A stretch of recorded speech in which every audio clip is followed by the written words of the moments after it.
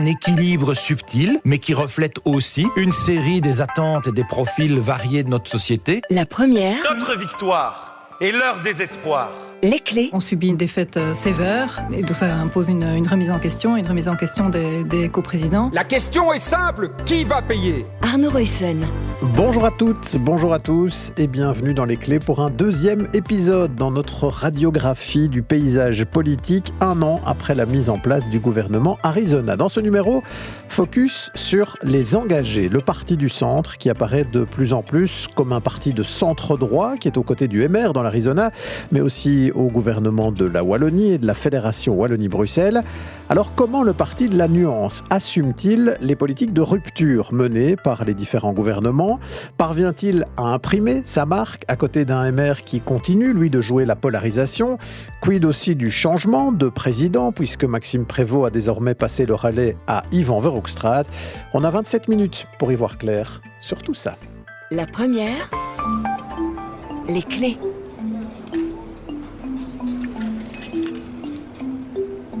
Remontons d'abord au 9 juin 2024, soir des élections législatives à Namur.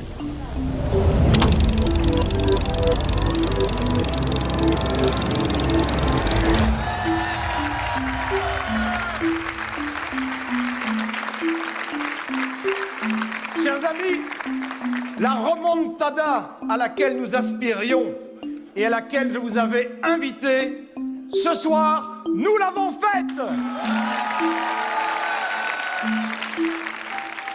Maxime Prévost, président des engagés et grand artisan de la refonte de l'ex-CDH, est aux anges. Il a de quoi l'être.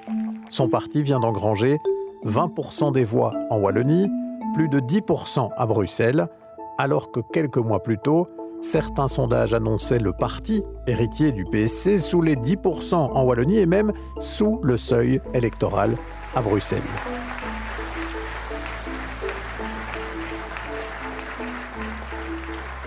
Bref, c'est une spectaculaire renaissance qu'ont réussi les engagés en choisissant une ligne à contresens de la polarisation ambiante. Maxime Prévost a fait campagne sur le courage de la nuance. Je crois que ce qui aujourd'hui devient une denrée rare en politique, c'est le courage. On est dans un contexte où on brosse les gens dans le sens du poil, où les réseaux sociaux finalement font un effet catalyseur de la petite phrase, du petit slogan, puisque les algorithmes ont été créés pour valoriser ce qui est trash et qui est clash. Et donc le vrai courage aujourd'hui, c'est celui de la nuance. Ça, c'était donc pour la campagne. Puis est venu le temps de la participation au gouvernement. Le signal de l'électeur était clair. MR et engagés avaient ensemble une majorité en Wallonie et en Fédération Wallonie-Bruxelles. Ils avaient gagné les élections et ont donc ensemble constitué des gouvernements dès la mi-juillet 2024. Un peu plus d'un mois après les élections régionales du 9 juin dernier, MR et engagés ont trouvé un accord de gouvernement pour la Wallonie et la Fédération Wallonie-Bruxelles. Avec, dans le chef de Maxime Prévost, une volonté affichée de rigueur, mais de rigueur qui serait soutenable pour la population. Nous l'avions toujours dit, nous sommes dans une démarche de responsabilité, pas dans une démarche d'austérité. Il faudra encore attendre pratiquement 6 mois ensuite pour avoir un gouvernement fédéral. Mais là aussi, côté francophone, ce sont le MR et les engagés qui convolent, et Maxime Prévost, au contraire de son homologue du MR Georges-Louis Boucher, fait le choix, lui, d'entrer au gouvernement. Il y a aussi dans une trajectoire de vie des rendez-vous qui doivent être pris, qui doivent être assumés. Et quand vous avez passé 7 mois à négocier âprement un accord de majorité pour remettre la Belgique sur les rails, il faut aussi des personnalités fortes autour de la table du gouvernement pour rester le garant des équilibres qui ont été obtenus. Et donc c'est le nouveau défi qui va désormais s'offrir à moi.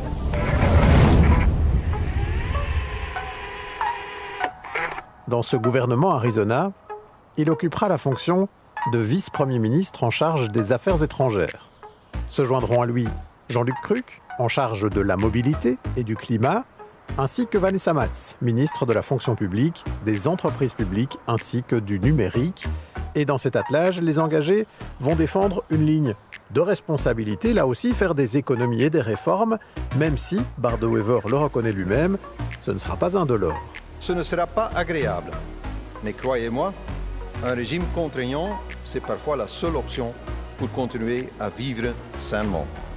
Jusqu'ici, la ligne des engagés est donc celle de la loyauté à cet accord de gouvernement et au Premier ministre Bardewever, avec des réformes notamment menées par Jean-Luc Cruc au sein de la SNCB. Moi, je ne veux pas qu'en 2032 on nous dise que les travailleurs de la SNCB ont perdu le boulot parce qu'on aura gardé le statut pour certains et pas pour d'autres. Une grande réorganisation des administrations fédérales aussi menée par Vanessa Matz. Mais globalement, que retenir du bilan des engagés dans ce gouvernement Arizona ? Quelles sont leurs relations avec les autres partenaires, le MR en particulier ? Parviennent-ils à faire exister leurs marques? Sont-ils fidèles à cette promesse aussi de courage et de nuance? C'est tout cela que nous allons maintenant explorer.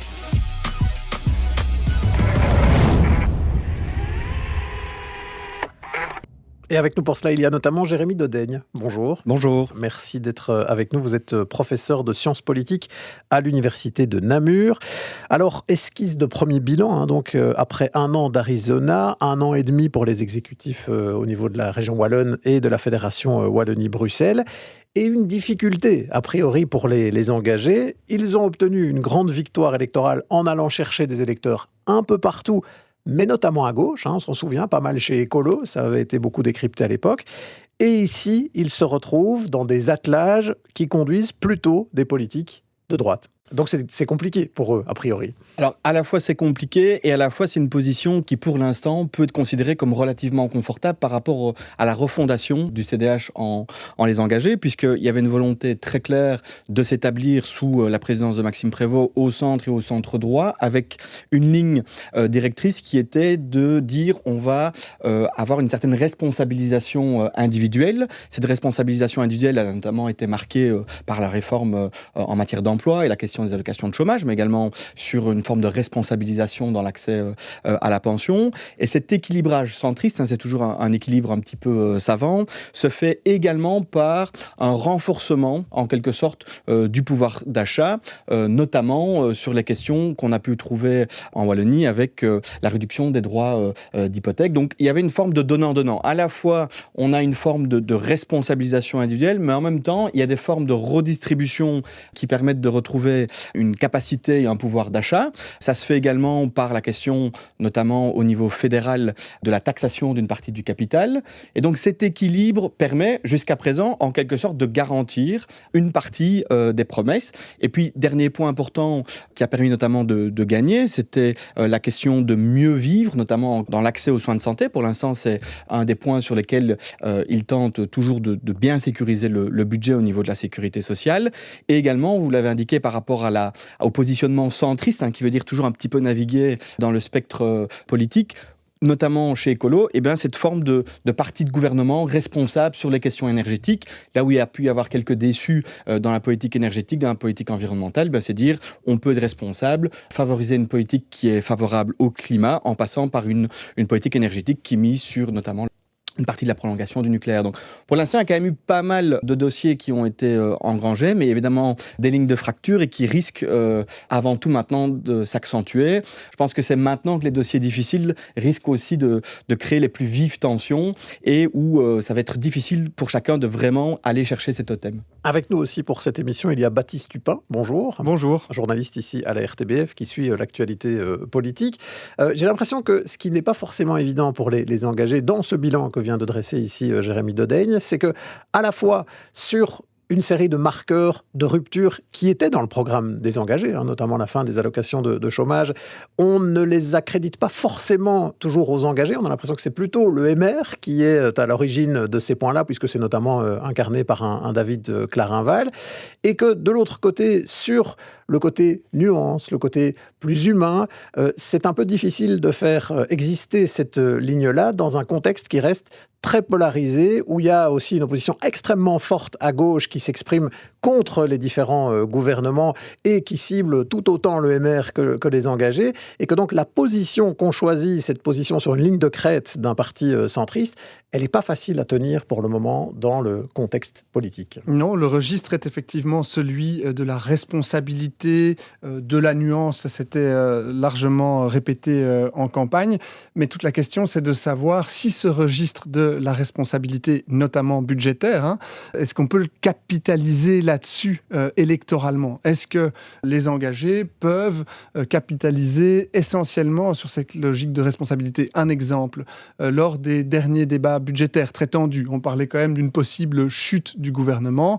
Les engagés, Maxime Prévost, étaient plutôt dans une position très loyale par rapport à Bardo-Wever, très loyale par rapport à la nécessité d'aller vers un budget avec parfois des choix difficiles, notamment en matière de TVA, puisque la réforme qui était proposée par Bardo-Wever, c'était une augmentation de certains niveaux de TVA. Tout ça au nom de la responsabilité et de la loyauté de gouvernement défendu par Maxime Prévost, alors qu'en phase 2, le MR était sur un discours de défense pure du pouvoir d'achat en disant non, on ne touche pas à la TVA. Et c'est là qu'on voit que la responsabilisation, cette responsabilité, c'est pas nécessairement facile à vendre électoralement et qu'effectivement les engagés sont dans une position un peu compliquée. Sur les grands totems obtenus, il y avait la santé, la santé, c'était vraiment un accent très très fort qui avait été mis dans la campagne des engagés sur le maintien de la norme de croissance des soins de santé. Donc le rythme auquel le budget alloué aux soins de santé doit croître. Il plaidait pour une norme de croissance de 3,5%, ce qui était plus que les 2,5% habituellement acquis. Ici, on est à 2% de croissance de la norme de soins de santé, voire peut-être un peu moins selon certaines analyses, et ils obtiendront peut-être 3 en fin de législature. Mais toujours est-il qu'aujourd'hui, c'est 2 et que ces grands totems, il va falloir se battre pour les maintenir. Et si c'est en fin de législature que ça doit aboutir, franchement, c'est pas certain, vu le contexte économique, qu'ils y arrivent. Oui, et ça, c'est quand même un élément, mais qu'on pourra rappeler presque dans chacune des émissions de cette série, c'est qu'on est dans un contexte très compliqué pour les finances publiques, qu'il y a des éléments qui sont venus se rajouter en cours de route ici, notamment avec la nécessité d'investir dans la défense, vu le contexte international très compliqué, et que donc, tous ces éléments qui sont censés venir récompenser le travail, qui sont censés venir adoucir certaines mesures de réforme et qui peuvent paraître des mesures de rupture, c'est difficile de les garantir dans ce contexte budgétaire-là. Ah oui, parce qu'il va encore falloir faire des efforts budgétaires et que, franchement, je ne sais pas si la loyauté vis-à-vis de l'accord de gouvernement et entre partenaires sera suffisamment forte que, par exemple, pour accorder 3% de croissance pour les soins de santé, c'est énorme budgétairement, pas certain qu'ils y arrivent. Alors, Jérémy Dedaigne, la question du positionnement, justement, des engagés, c'était une grande question dans la campagne. Est-ce que c'est l'héritier du CDH ? Est-ce que c'est un mouvement qui est différent ? Et cette analyse plutôt faite au terme de la campagne qu'aujourd'hui, les engagés seraient plutôt à classer au centre droit. C'est renforcé aussi par le fait qu'un Michel Demact, par exemple, venu du MR, a rejoint les engagés très récemment, qu'un Jean-Luc Cruc l'avait déjà fait en amont pendant la campagne. Aujourd'hui, en termes de sciences politiques, vous êtes politologue, on doit considérer qu'il y a de vrais marqueurs plutôt de centre droit chez les engagés ? Alors, je crois que c'est incontestable au niveau des grandes réformes. À partir du moment où, dans les compétences comme les allocations de chômage, on met l'accent sur une responsabilisation individuelle plutôt que de mettre l'accent sur des facteurs notamment macroéconomiques, d'une économie belge qui est extrêmement ouverte, on met l'accent avant tout sur la situation de chômage est due de manière prédominante à l'individu. Donc, il suffit en quelque sorte de les activer pour aller chercher de l'emploi, y compris en Flandre, y compris en se déplaçant plus loin. Donc là, il y avait quand même toute une série d'indicateurs qui étaient assez clairs. On peut parler également sur la question notamment de la réduction des droits d'enregistrement de nouveaux biens. Ce sont des formes de redistribution fiscale historique qui permettaient un petit peu de taxer du capital, c'est comme ça que ça s'appelle. Eh bien, on voit que tous ces marqueurs étaient clairement au centre droit. Donc, il n'y a pas une découverte d'un repositionnement de centre droit sous la présidence de Maxime Prévost. Par contre, je pense qu'il y a une forme d'accentuation à l'issue de la dynamique par rapport au propre repositionnement du MR. Donc on pouvait se demander en quelque sorte pourquoi le MR laissait autant de place au centre, en notamment s'assurant de récupérer toute une partie des électeurs qui étaient plutôt très conservateurs, ou voire même de groupuscules d'extrême droite. Et en ce faisant, il a laissé le centre et le centre droit exister avec un partenaire qui, du coup, a pris cette place. Et ce phénomène, il s'est renforcé sous la présidence notamment de Georges-Louis Boucher au sein du MR, qui accentue en quelque sorte cette radicalisation. Et donc, les engagés sont dans une position où ils ne doivent presque rien faire, si ce n'est de laisser et d'occuper cet espace. Et donc il y a quand même un petit renforcement, puisque lorsqu'on accueille de nouveaux membres, comme Michel Demac, historiquement il y avait également Jean-Luc Cruc, on renforce quand même un petit peu ce positionnement de libéralisme social, mais en quelque sorte, il suffit de ne rien faire, on y gagne, et si on arrive à apporter toute une série de garanties, de plus de solidarité, notamment sur les questions de soins de santé, on peut potentiellement éviter de perdre un petit peu trop de son électorat à gauche. Et aussi, c'est important de conserver une forme d'adhésion aussi de certains militants historiques et de mouvements du pilier historique socio-chrétien qui gravitaient autour du parti, qui restent quand même là, même si je pense qu'une série de relations sont quand même assez abîmées ou assez distantes. Donc ça reste un jeu d'équilibriste. Je ne pourrais pas m'avancer maintenant pour dire si ça va être une stratégie gagnante, mais elle est en quelque sorte confortable. D'autant plus lorsqu'on voit quelles sont les coalitions possible. Alors je parle ici plutôt de ce qui se passe du côté francophone. Au niveau fédéral, c'est encore un peu plus complexe, mais à partir du moment où le MR se radicalise, se repositionne comme beaucoup plus conservateur, notamment sur les questions culturelles, il s'empêche en quelque sorte de gouverner avec des partis comme le Parti socialiste, avec qui ils ont gouverné à de nombreuses reprises au sud du pays. Donc ils sont un petit peu condamnés à gouverner avec les engagés comme seul acteur, mais ça positionne également les engagés dans une position confortable de faiseur de roi, puisqu'à tout moment, ils pourraient aussi dire non, nous sommes capables de gouverner également avec des partis de gauche et au centre-gauche. Et d'ailleurs, ça s'est vu dans le positionnement à Bruxelles pour les négociations bruxelloises. Donc, ce que je comprends dans ce que vous nous dites, c'est que finalement, c'est un parti qui s'affiche de plus en plus clairement comme un parti de centre-droit, aussi parce qu'il y a un espace qui s'est vraiment fortement libéré à cet endroit-là par la stratégie du MR, mais ça reste un parti pivot qui fera sans doute encore dans le futur, c'est à voir, mais des coalitions avec la gauche. Ceci dit, Baptiste Tupin, il y a un enjeu, c'est qu'on a vu au fil des mois la relation quand même changer entre le MR et les engagés. Au début, on a l'impression que les deux partenaires étaient un peu tout feu, tout flamme dans le fait qu'on allait ensemble se mettre d'accord sur une série de grandes réformes à mener, et à mener sans le PS en particulier, qui était dans l'opposition partout, avec l'exception bruxelloise où on ne sait toujours pas. Et puis là, maintenant, on a l'impression que ces partis sont de plus en plus dans une logique de concurrence électorale. Oui, la lune de miel est clairement terminée, ça c'est certain. Deux exemples frappants. Vous avez parlé du départ de Michel Demac arrivé chez les engagés. L'autre exemple, c'est celui de Bruxelles. Le moment où Yvan Verhofstadt décide de prendre le rôle de formateur et d'entamer des discussions sans le MR. Alors, où est l'œuf, où est la poule ? Est-ce que c'est parce que les relations se sont dégradées avec le MR que Yvan Verhofstadt s'est dit « bah oui, on peut y aller et on doit tenter une autre formule » ou est-ce que les relations se sont fortement dégradées parce qu'il y a eu cette tentative ? En tout cas, ce qui est certain, c'est que les relations ne sont plus au beau fixe entre les deux partenaires de majorité. Ça se voit aussi dans certains dossiers à la Fédération Wallonie-Bruxelles, ne serait-ce que sur l'enseignement, où je pense qu'il y a une concurrence assez forte entre la ministre-présidence de la Fédération Wallonie-Bruxelles, tenue par les engagés, et la ministre de l'Enseignement, OMR. Là, il y a des concurrences de plus en plus fortes qui peuvent aussi s'expliquer par cette concurrence électorale qui se joue au centre droit. Et au-delà de la concurrence électorale, on se dit aussi que s'ils veulent rester ce parti de la nuance qu'ils voulaient incarner, d'une approche équilibrée entre responsabilité budgétaire et protection des citoyens, y compris les plus faibles, ils doivent aussi prendre distance avec le discours plus polarisant, avec la ligne plus dure qui est adoptée aujourd'hui par le MR dans la façon de conduire les réformes. Oui, et l'opposition à gauche joue très fort là-dessus, sur le fait que les engagés seraient à la remorque du MR, qu'ils seraient scotchés au MR. Ici, en affichant une forme de concurrence, il y a aussi une forme de démarcation très claire qui est faite par les engagés qui disent nous, on est différent et la gauche l'a bien compris et les attaque très fort là-dessus ces derniers temps en essayant d'aller récupérer cette frange d'électeurs qui avaient quitté des partis comme Écolo, voire le PS pour rejoindre les engagés. Aujourd'hui, on sent que ces partis-là pourraient petit à petit décocher de plus en plus de flèches vers les engagés pour essayer de récupérer cette frange de l'électorat. On a l'impression que chez certains partis de gauche, les flèches sont parfois plus dures vis-à-vis des engagés que vis-à-vis du PTB, du MR ou de l'autre côté vis-à-vis du PTB. Donc là, on sent bien que sur le centre-gauche, il y a un vrai enjeu électoral.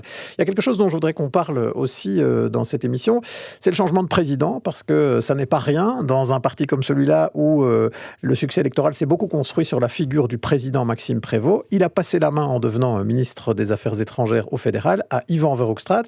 Et je propose qu'on s'arrête pour un petit portrait d'Yvan Verhofstadt en compagnie de Sarah Pousset. En 1994, à tout juste 18 ans, Yvan Verhofstadt devient le plus jeune conseiller communal de Belgique en rejoignant l'Assemblée de Woluwe-Saint-Pierre. C'est finalement vers l'entrepreneuriat qu'il choisit de se diriger, avec des études en droit et en commerce et un début de carrière chez McKinsey. Il devient ensuite directeur opérationnel de Daily Trader à seulement 27 ans. Et puis, il choisit de se lancer. Il crée différentes entreprises, notamment dans la création de plats préparés. En 2014, il change totalement de secteur pour les produits de pharmacie qu'il veut adapter à la grande distribution. Il crée la chaîne Medimarket. C'est un vrai succès avec des centaines d'employés, des magasins en France, en Espagne, en Italie et plus de 139 millions d'euros de chiffre d'affaires. Mais en 2021, Yvan Verhofstadt choisit de laisser sa place de CEO pour entrer en politique. À force de critiquer, je crois qu'il faut s'engager, sans mauvais jeu de mots. Et je pense que dans ma vie aujourd'hui, j'ai le sentiment d'avoir eu beaucoup de chance et que c'est aussi le moment de rendre en s'engageant et en essayant de faire évoluer la société vers un modèle auquel je crois. Yvan Verhofstadt rejoint donc les engagés et devient rapidement vice-président. C'est aussi l'une des premières figures de la société civile à intégrer le parti, un mouvement qui sera ensuite largement suivi par Elisabeth de Gries, Olivier de Hoissèges, Vincent Blondel ou encore Yves Copiters. Aux élections de 2024, Yvan Verhofstadt est tête de liste européenne. Il est élu député et redevient aussi conseiller communal de sa commune. Quand Maxime Prévost accepte le cabinet des affaires étrangères, c'est lui qui assure l'intérim jusqu'à être finalement élu président des engagés en avril dernier. C'est un énorme challenge, mais c'est dans la continuité du travail qu'on a fait avec Maxime Prévost que j'ai envie de m'inscrire pour continuer à porter haut les couleurs des engagés. Celui qui se définit comme un casse-cou accepte encore une mission pour le moins risquée, tenter de former un gouvernement bruxellois, mais il annonce aussi rapidement son échec quelques semaines plus tard. Nous n'avons pas pu, malgré que j'y ai cru, je dois l'avouer, donc la déception n'en est que plus grande, rassembler une majorité pour pouvoir commencer des négociations. Voilà, échec donc au niveau bruxellois, mais un Yvan Verhofstadt qui a existé quand même sur la scène médiatique, notamment par cette initiative d'essayer de former un gouvernement sans le MR. Jérémy Dodaigne, c'est pas évident l'enjeu du remplacement de Maxime Prévost pour les engagés, parce qu'on le disait, c'est une figure qui a construit ce changement et qui a construit ce changement aussi autour de sa figure, qu'il l'incarnait particulièrement. Est-ce que pour le moment, c'est une opération plutôt réussie, selon vous ? Alors de deux choses l'une, Maxime Prévost reste quand même assez visible dans l'espace médiatique puisqu'il a un poste de ministre des Affaires étrangères à un moment où la géopolitique et les tensions internationales n'ont sans doute jamais été aussi fortes. On a évidemment le conflit avec la guerre en Ukraine et la Russie. On a également la présidence de Trump qui bouleverse l'ordre international.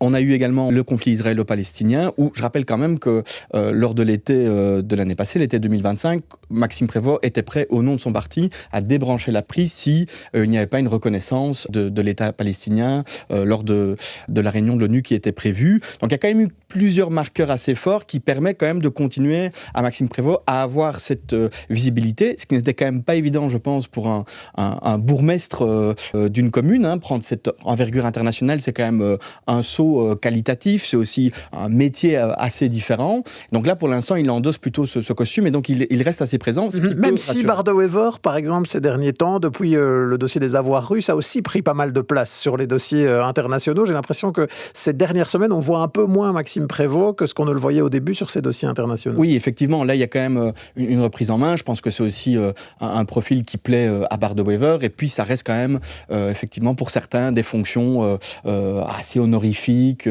prestigieuses. Et donc, ils en profitent. Mais donc, avoir Maxime Prévost qui reste présent tout en ayant une nouvelle présidence avec quand même un entrepreneur qui incarne bien cette idée d'un centre droit qui met en valeur les valeurs de l'entrepreneuriat, je pense que c'est pas une mauvaise opération. Ça permet pour l'instant de garder un peu ce double visage. Et je pense que le plus important, surtout, c'est la manière dont les engagés peuvent être perçus.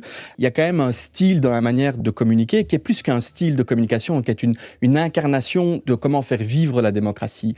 On a, du côté de Georges Louis Boucher, une communication qui est très belliqueuse. On parle de guerre culturelle, mais qui va plus loin que ça. La théorie de la démocratie nous rappelle qu'il y a 2 moments importants. L'élection, qui fonde la légitimité pour un gouvernement, pour une majorité qui se dégage. Mais entre les élections, la démocratie, elle continue à vivre. On doit respecter la critique. On doit permettre aux syndicats d'organiser des manifestations. On doit permettre aux médias d'organiser le pluralisme dans les prises de position.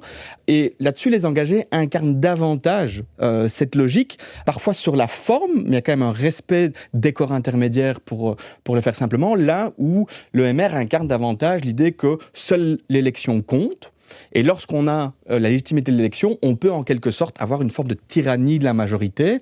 Et ça reste quand même une manière de faire de la politique qui est très différente. Et paradoxe, cette idée de contester en quelque sorte la liberté d'opinion, d'émancipation de la société entre les élections, c'est le libéralisme politique. C'est son fondement même. Donc là, il y a une forme de paradoxe par rapport à incarner la démocratie. Donc en un mot très bref, quelque part, ils deviennent presque plus libéraux que le MR aujourd'hui chez les engagés ? En tous les cas, il y a un parti pour l'instant qui a une dérive sur l'exercice des libertés, c'est bien le MR dans cette notion de libéralisme politique. Donc, il y a un espace, selon vous, qui s'ouvre pour les libéraux aussi, qui ne se retrouveraient plus dans la stratégie actuelle du MR portée par Georges Louis Boucher. Alors, Baptiste Tupin, la difficulté, c'est de parvenir à garder quand même alors encore à bord ceux qu'ils étaient parvenus à convaincre, à gauche et écolo en particulier, s'il y a de plus en plus cette étiquette centre-droit, cette étiquette libérale. Ben oui, il y a une étude qui a démontré, une étude de la KUL, que le gain le plus fort d'électeurs, le gain net, venait de chez écolo. 66 500 électeurs selon des estimations. Toujours très difficile d'avoir des estimations claires à ce niveau-là.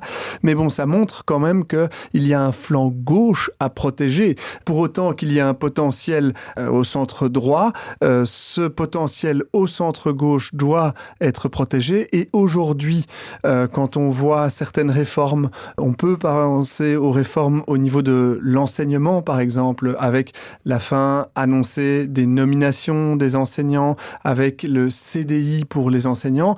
Je ne suis pas certain que l'ensemble de l'électorat gagné à gauche soit tout à fait en phase avec le discours et les politiques menées par les engagés. D'autant plus, et on l'a déjà dit avant, qu'aujourd'hui, on sent que la gauche, que ce soit le PS ou écolo, a tendance aussi à commencer à regarder vers ce centre-gauche et qu'une partie de la bataille électorale de 2029 aura probablement lieu à cet endroit-là.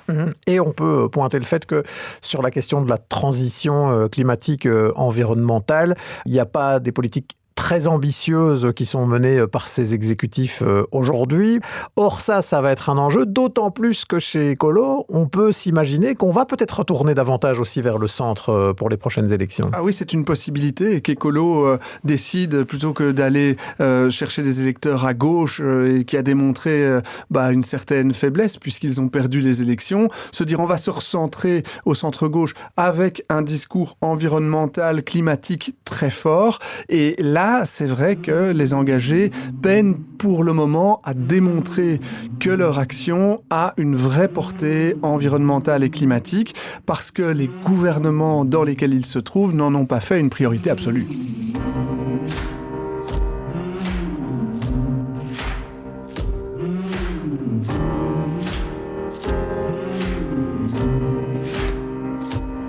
Et sur ce plan-là, on peut rappeler le recul, par exemple, du soutien à l'isolation des bâtiments en Wallonie, la grande incertitude de la politique énergétique au fédéral. Rappelez aussi que l'idée portée par les engagés en campagne d'une grande consultation populaire sur l'enjeu climatique a complètement disparu du débat une fois les élections passées. Bref, pour les engagés, il y a donc aussi une question de grand écart. Comment récupérer ce centre droit délaissé par l'EMR sans perdre ses électeurs plutôt positionnés au centre-gauche qui ont fait le succès pourtant des engagés en 2024 ? Ce sera le défi de la suite de la législature, mais qui a priori est encore longue puisque le prochain scrutin est prévu en 2029.